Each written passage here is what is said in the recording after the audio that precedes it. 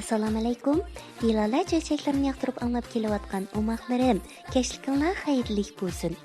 Bugun biz birlikda Adil Abdurahmon tog'a fanni hikoyalardan Yingnaghuch degan hikoyani anglaylik, ha? Hikoya Yingnaghuch. Yazning tinish issiq kunlarining birida Paqa ko'lning bo'yida salqinlab o'tirsa, bir Yingnaghuch uchib keldi-da, quyruqini to'xtamasdan ko'l yuziga yenik tekkizishga boshlabdi. "Ey birodar, suv yuziga kashti chekyapsan nima?" deb so'rabdi Paqa bo'g'zini ko'ptirib ko'rildig'inicha. "Qarasam doim uchib kelib quyruqing bilan ko'l yuziga bir nimalarni to'xtamay cheksan." "Yo'q, menda nerdimi bunday hunar bo'lsin?" deb javob beribdi Yingnaghuch, yana quyruqi bilan suv yuzini chekib turib. "Tuxumlayapman, suvga solgan tuxumlarimdan kichik lichinkalar chiqdi."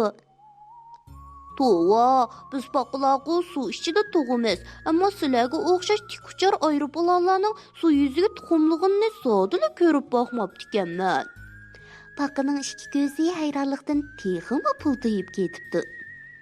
"Shundoq, biz suv yuziga tuxumlaymiz, keyin tuxumlarimizdan kichik lichinkalar chiqadi", debdi Yingnaghuch Paqaga tushundirib.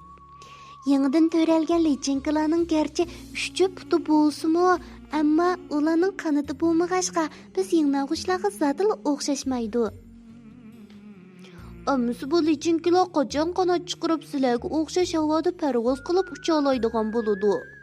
Paqa aldirab so'rabdi. "Yangidan to'ralgan lichinkalar", deb gapini yana davomlashtiribdi Yingnaghuch o'z ishi bilan banit bo'lg'ach. "Suvda bir yil yashagandan keyin taxminan 10 qitimdan ortiqroq qasroq tashlaydi. Ondan suv yuzidagi o'tcho'plarga yamishib, suv yuziga chiqqandan keyin yana eng oxirgi bir qitim qasroq tashlab, havodagi tetik, o'ma kichik tikuchar aeroplanlarga aylanadi." Paqa tushunganda qilib beshini langshitib quruqlab qo'yibdi. Degandek, ikkinchi yili yozda ko'l ustida bir to'p sho'x tikuchar aeroplanlar paydo bo'lib, u yon bu yon parvoz qilib uchishib, Paqa va uning qo'mchoqlariga o'zlarining ajoyib mahoratlarini ko'rsatibdi. Omoqlarim, biz bu hikoyadan yangi bir bilimni o'rganib oldik. Biz Yingnaghuchga oid o'rganib olgan bu bilimimizni atrofimizga do'stlarimizga so'zlab beraylikmi? Oxirida Dilola hadanglarga agashib, tuandagi ballar qo'shqini o'rganinglar, ha? Ballar qo'shqi mökü-mökülang. Keling do'stlar o'ynayli mökü-mökülang.